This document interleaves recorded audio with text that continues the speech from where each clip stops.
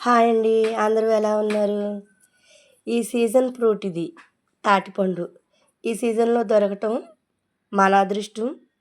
మనకి తాటిపండు తినటంలో చాలా బెనిఫిట్స్ ఉన్నాయండి. మనమనే కాదు, పిల్లలకు పెట్టడంలో ఇప్పుడు పిల్లలకు తెలీదు కదా! మన కాలంలో అయితే తాటిపళ్ళు కాల్చుకుని తినేవాళ్ళం. లేదంటే చెక్కలు చేసుకొని తినేవాళ్ళం. ఇప్పుడు పిల్లలకి ఇవన్నీ తెలీదు కాబట్టి, తాటి రొట్టి ఎలా ఎయ్యాలో నేనైతే చూపిస్తానండి. ముందుగా ఈ తాటికాయని తీసుకుని ఇలా పీసులు తీసేసి, కొంచెం వాటర్ జల్లుకుని నానబెట్టుకోవాలి. నానబెట్టుకున్న తర్వాత గుజ్జు తీసేసుకోవాలండి. గుజ్జయితే నేను ఇలా తీస్తున్నాను. మీ ఇష్టం. మీకు ఎలా వీలుంటే అలా తీసుకోండి. నేనైతే ఇలా తీస్తున్నాను. మన వీడియోస్ అందరూ చూస్తున్నారు కానీ సబ్స్క్రైబ్ చేసుకోవట్లేదండి. 500 దగ్గరలో ఉంది. ప్లీజ్ అండి సబ్స్క్రైబ్ చేసుకోండి. కామెంట్ చేయండి, లైక్ చేయండి. వీడియో ఎలా ఉందో కామెంట్లో చెప్తేనే కదా నాకు తెలుస్తుంది. అయితే ఈ బియ్యపు రవ్వలో నీళ్ళు పోసి కొంచెం పొడి పొడిగా పెట్టి నానబెట్టాలండి. అలా నానబెడితే పలుకన్నది విడద్ది. ఇప్పుడైతే బియ్యపు రవ్వ ఒక గిన్నెలోకి వేసుకుని కాస్త కొబ్బరి, తాటిగుజ్జు, బెల్లం ఇవన్నీ వేసుకుని కలిపి ఒక అరగంట సేపు నానబెట్టుకోవాలండి.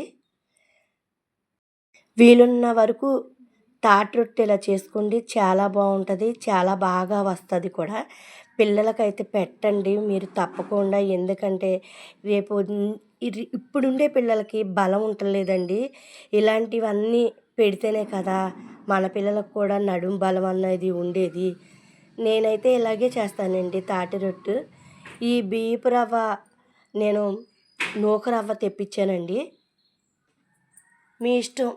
మీరైనా సరే తీసుకొచ్చుకుని, లేదు అంటే బియ్యమైనా సరే కడిగి ఆరబెట్టుకుని ఇసురుకుని చేసుకోవచ్చండి. నేనైతే నా ప్రాసెస్ ఇలా చేస్తాను. అందుకే మీకు ఇలా చెప్తున్నాను. ఇలా పెట్టి ఒక మూకిట్లో పెట్టుకుని ఆయిల్ పోసేసుకుని మొత్తం స్ప్రెడ్ అయ్యేదాకా ఆయిల్ రాసుకుని ఇలాగా తాటి రొట్టె ఇలా పెట్టుకుని సిమ్లో పెట్టుకోండి. సిమ్లో పెట్టి ఒక ముప్పావు గంట సేపు మగ్గిస్తే మగ్గిపోతుంది. అలాగే చక్కగా కాలుతుందండి. నాకు వచ్చినట్టయితే నేను చెప్పాను. మీకు నచ్చితే మీకు ఎలా నచ్చితే అలా చేసుకోండి. ఇంకా ప్రాసెస్ అయితే మీకు తాటి కుడుములు ఎలా వేయాలో కూడా మీకు చూపిస్తాను. ఇదండి తాటి రొట్టె. ఎలా ఉందో చెప్పండి.